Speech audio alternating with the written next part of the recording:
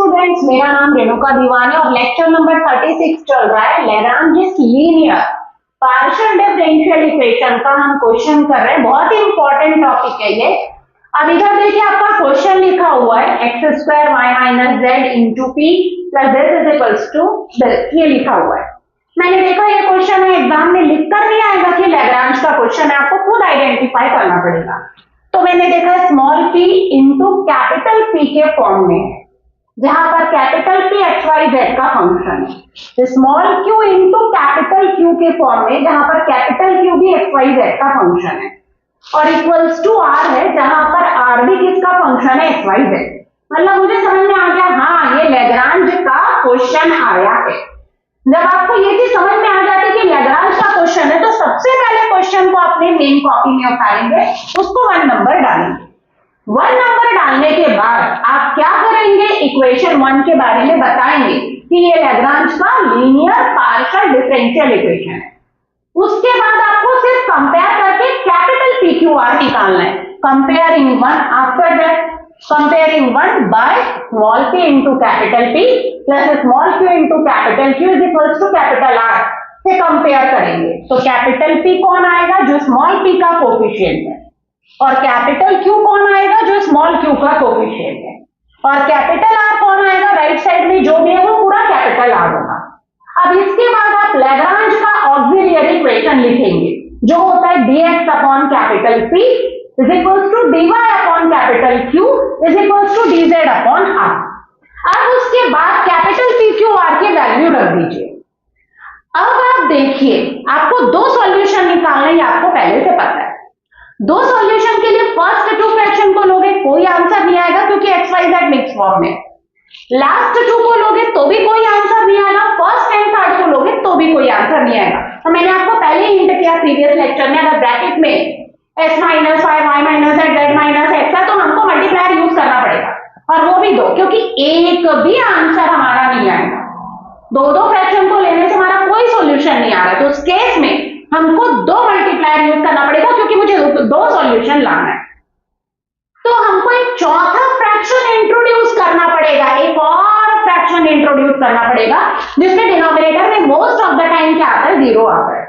हम ये कोशिश करेंगे। तो मैंने आपको हिंट किया था मल्टीप्लायर आप कैसे सिलेक्ट करोगे, ट्रिक देखिए। अब सिर्फ ब्रैकेट को ऐड करिए, अगर ब्रैकेट में कोई टर्म्स दिए हैं रफ पर, तो अब सिर्फ पहले ब्रैकेट को ऐड करिए, और उसके बाद बाहर में जो x है उसके साथ उसको ऐड करिए। तो मैं पहले सिर्फ ब्रैकेट y माइनस जेड, यहां पर ब्रैकेट में यहाँ z माइनस एक्स और यहाँ x माइनस वाई, y से कैंसिल, z से x से। इसका मतलब सिर्फ अगर मैं ब्रैकेट को ऐड कर देती हूँ तो डिनोमिनेटर क्या आ जा रहा है, 0। मतलब ये एक्स स्क्वायर का कोई काम नहीं, वाई स्क्वायर का कोई काम नहीं, जेड स्क्वायर का कोई काम नहीं। अगर ये हट जाता है तो डिनोमिनेटर ऐड करने से अपॉन में क्या आ जा रहा है, 0 आ जा रहा है। हटाना है इसका मतलब 1 upon x square, 1 upon y square, 1 upon z square का डिनोमिनेटर में क्या करेंगे, इनटू। तो इसी प्रकार से न्यूमरेटर में भी आपको इनटू करना पड़ेगा। 1 अपॉन एक्स स्क्वायर दिया तो यहाँ पर 1 अपॉन एक्स स्क्वायर करोगे, एक्स स्क्वायर गायब हो जाएगा। तो इस तरीके से ये मेरा पहला मल्टीप्लायर मुझे समझ में आ गया, 1 upon x square, 1 upon y square, 1 upon z square. तो आपको लिखना पड़ेगा यूजिंग मल्टीप्लायर। क्या है मल्टीप्लायर, तो आपको वहां पर बताना पड़ेगा using multiplier 1 upon x square, 1 upon y square, 1 upon z square. तो dx, ये तीनों फ्रैक्शन को आपको उतारना पड़ेगा। कुछ बुक्स में ईच फ्रैक्शन लिखा रहता है, तो ईच फ्रैक्शन का मतलब होता है ये तीनों फ्रैक्शन। तो आप ईच मत लिखिए, आप पूरा उतारिए, और इज इक्वल्स टू चौथा फ्रैक्शन। तो 1 अपॉन एक्स स्क्वायर का into 1 upon x square dx plus 1 upon y square dy plus 1 upon z square dz, और नीचे जब आप इंटू करोगे तो 1 upon x square cancel, y minus z plus z minus x plus x minus y, पूरा cancel होकर denominator क्या आ जाएगा, आपका 0 आ जाएगा।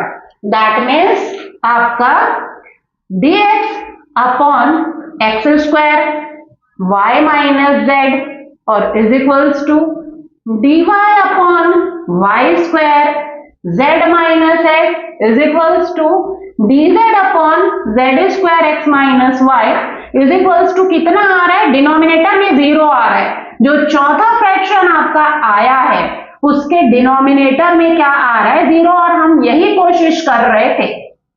अब आप इस चौथे फ्रैक्शन को लेना जरूरी, या तो फर्स्ट फोर्थ लीजिए, सेकंड फोर्थ या थर्ड फोर्थ, किसी को भी लीजिए, क्योंकि वो वाला फ्रैक्शन पूरा क्या हो जाएगा, 0। तो मैं थर्ड और फोर्थ फ्रैक्शन को सिलेक्ट कर रही हूं सॉल्यूशन के लिए।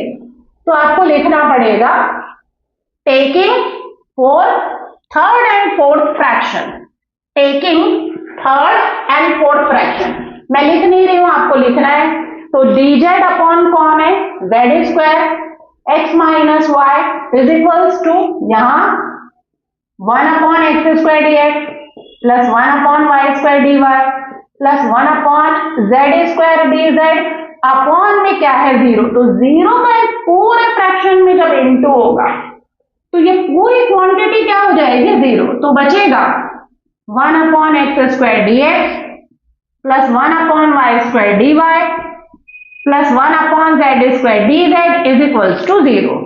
इंटीग्रेशन इंटीग्रेशन इंटीग्रेशन, एक्स की पावर -2 का होगा, ऊपर ले जाओगे तो एक्स की पावर -1 अपॉन -1 प्लस वाई की पावर -1 अपॉन -1 जेड की power -1 upon -1 is equals to C1। X की पावर n का क्या होता है आपको पता है, एक्स की power n plus 1 upon n plus 1, मतलब -1 by x -1 by y -1 by z is equals to C1। ये रहा मेरा पहला सॉल्यूशन। अब आते हैं अगले सॉल्यूशन में। मैंने आपको बोला था पहले बार में कि आप सिर्फ ब्रैकेट ऐड करिए, ब्रैकेट ऐड करें, हो गया 0। अब मुझे अगला सॉल्यूशन निकालना है, मतलब दूसरा मल्टीप्लायर यूज करना है। एक मल्टीप्लायर से सिर्फ आपका एक ही आंसर आएगा। अब आप यूज करेंगे सेकेंड मल्टीप्लायर। सेकेंड मल्टीप्लायर मतलब दूसरा मल्टीप्लायर आपको यूज करना है। तो मैंने आपको बोला था जो बाहर में है, रफ वर्क फिर बताऊंगी आपको, फिर ट्रिक बताऊंगी। तो जो बाहर में है उसका अंदर इंटू करके देखिए, मतलब उसको भी इंक्लूड करके देखिए। तो this is your rough work, x square y minus x square z plus y square z minus y square x plus z square x minus z square y. अब देखिए यहां पर कोई एक टर्म को सिलेक्ट करिए। मैंने एक्स स्क्वायर जेड लिया पहले वाले का, ये पहला टर्म है टोटल, और ये दूसरा, और ये आपका तीसरा, ये पहला, ये दूसरा और ये तीसरा। तो यहां देखिए मैंने पहले वाले में जो दो टर्म है उसके एक्स स्क्वायर जेड को मैंने सिलेक्ट किया। अब x square Z x Z और कहां पर है, देखिए यहां नहीं है, यहां नहीं है, यहां पर, मतलब ये वाला इसके साथ कैंसिल होगा, ये वाला जो है वो इसके साथ कैंसिल होगा। मैंने मार्क किया इक्वल वाला, देखिए। अब क्यों, क्योंकि इसी में एक्स जेड है, इसमें एक्स जेड है। एक्स वाई वाला एक्स वाई वाले के साथ होगा, वाई जेड के साथ होगा। तो देखिए इसमें माइनस है, इसमें प्लस है, हाँ माइनस प्लस में कोई प्रॉब्लम नहीं है, उनको बस हमको सिमिलर बनाना है उस टर्म्स को, तब वो कैंसिल होगा। तो यहां देखिए यहां एक्स है और यहां पर एक्स स्क्वायर है, तो इस एक्स स्क्वायर को एक्स बनाइए पहले। अब आप लोग बोलेंगे कि मैडम इसको अपन एक्स स्क्वायर बना दे तो क्या प्रॉब्लम है, यहां पर एक्स स्क्वायर है तो इसको एक्स स्क्वायर बना देते हैं, मतलब इसमें एक्स का इंटू करना पड़ेगा मुझे, और डीजेड वाले में एक्स का इंटू नहीं किया जाता है। हमेशा याद रखिएगा डीएक्स वाले के साथ एक्स का इंटू होगा, एक्स 1/x या एक्स स्क्वायर, तभी उसका इंटीग्रेशन होगा। डीवाई वाले के साथ वाई वाले का होगा, डीजेड वाले के साथ जेड। तो आप यहां पर मत सोचिए कि इसको हम एक्स का इंटू करके इसको एक्स स्क्वायर कर दे। तो जो एक्स का इंटू करना है वो इन दोनों में, इसमें वाई और इसमें जेड, मतलब एक्स टाइप का, वाई टाइप का, जेड टाइप का, चाहे 1/x हो, चाहे 1/y हो, चाहे 1/z हो। तो यहां पर मैंने देखा एक्स की पावर 1 है, और यहां पर मैंने देखा कैंसिल होने के लिए दोनों को हमको सेम बनाना पड़ेगा।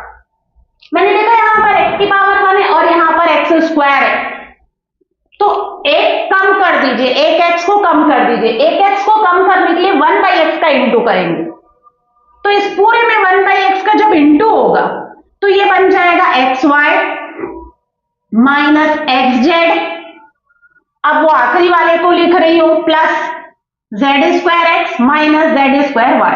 मैंने देखा हाँ एक्स जेड हो गया, एक्स का एक पावर कम हो गया, हाँ इससे बैलेंस हो गया ये वाले एक्स से।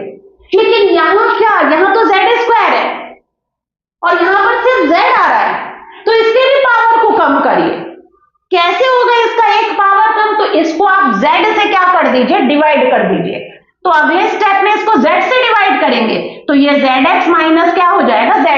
मैं नीचे करके बता रही हूं, xy माइनस xz। तो ये xz से अब कैंसिल हो गया, मतलब इसमें 1/x का इंटू हो रहा है और इसमें किसका इंटू हो रहा है, 1/z। अब मिडिल वाला देखते हैं, मिडिल वाला तो यहां क्या आ रहा है आपका, xy आ रहा है और यहां पर आपका क्या लिखा हुआ है, xy²। ये मिडिल इसके साथ कैंसिल होगा। तो मैं अगर 1/y का इंटू कर दूं तो ये yz और माइनस क्या हो जाएगा, yx minus yx plus yx, xz xz, yz yz। That means आपने क्या मल्टीप्लायर यूज किया, तो यहां 1/x, यहां 1/y और यहां पर 1/z। तो ऐसे करना है आपको, एक बार फिर ब्रैकेट और एक बार इंक्लूडिंग विद बाहर जो है, फिर एक टर्म को आपको देखना है। मैंने xz को लिया, यहां का xz और वहां का xz, हमेशा शुरू वाले का एक लेना है और आखिरी वाले। तो मैंने देखा xz xz कैंसिल होगा, एक निगेटिव और एक पॉजिटिव, तो इनको हमको सेम बनाना पड़ेगा क्योंकि x माइनस x 0 होता है। यहां पर x² z है, वहां z² x है, तो मैंने देखा x का पावर 1 है तो यहां भी x का पावर 1 ला दी, 1/x का इंटू करी। फिर मैंने देखा अरे यहाँ z का पावर 1 है और वहां क्या हो गया, z² हो गया, तो उसमें मैंने 1/z का इंटू कर दिया। भाई इसमें आपने इंटू किया 1/x का, तो उसमें मैंने किसका इंटू किया, 1/z, तो वो z हो गया और ये आपका x हो गया। तो कुल मिलाकर ये xz हो गया और वो भी xz हो गया, तो बैलेंस हो गया और वो कैंसिल हो गया।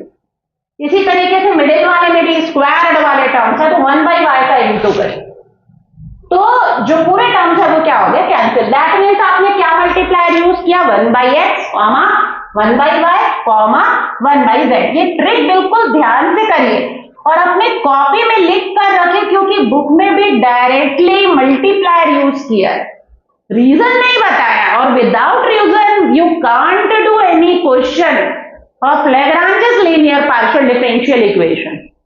सो यूजिंग मल्टीप्लायर लिखेंगे, यूजिंग मल्टीप्लायर, मल्टीप्लायर कौन सा मल्टीप्लायर यूज कर रहे हैं, 1/x, 1/y, 1/z। तो dx upon x² y minus z, ये पूरे फ्रैक्शन आपके प्रेजेंट रहेंगे, आपको बस मल्टीप्लायर यूज करना है इसके पैरेलल में और एक चौथा फ्रैक्शन इंट्रोड्यूस करना है, 1/x dx plus 1/y dy plus 1/z dz। Numerator में आएगा, डिनोमिनेटर में इसमें 1/x होगा तो एक x जाएगा अंदर, तो xy माइनस xz हो जाएगा, 1/y होगा तो सिर्फ y बचेगा, y अंदर जाएगा तो प्लस yz माइनस yx आएगा, 1/z करेंगे तो एक z बचेगा अंदर जाएगा, plus zx minus zy, minus zy plus zy से माइनस xy प्लस और माइनस xz प्लस xz, मतलब डिनोमिनेटर क्या आ गया आपका, 0 आ गया। 1/x dx plus 1/y dy plus 1/z dz upon क्या आ रहा है, 0 आ रहा है। और अब आपका ये जो तीनों फ्रैक्शन है इसको पैरेलल में उतारेंगे, dy अपॉन y², ये उतारना है आपको, ईच फ्रैक्शन नहीं लिखेंगे, dz upon z² x minus 1। ये फर्स्ट, सेकेंड, थर्ड और ये रहा फोर्थ। फोर्थ को लेना कंपल्सरी है, फर्स्ट फोर्थ लीजिए या सेकेंड फोर्थ लीजिए या थर्ड फोर्थ लीजिए।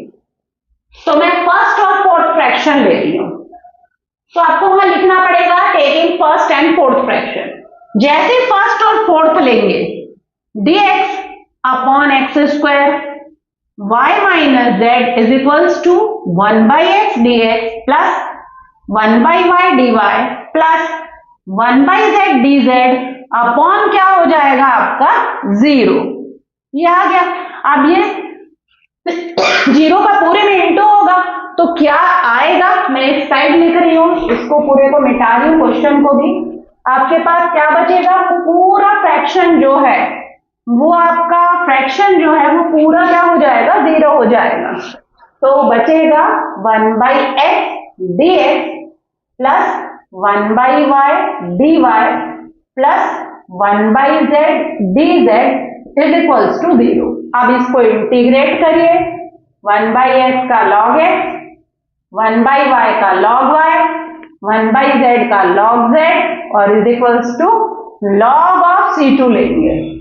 अब log PQR का फॉर्मूला इसमें लगेगा, log XYZ is equals to log of C2। मैंने log इसलिए लिया क्योंकि लेफ्ट साइड में पूरा log है, log हटेगा तो XYZ is equals to C2 और ये रहा मेरा सेकेंड सॉल्यूशन।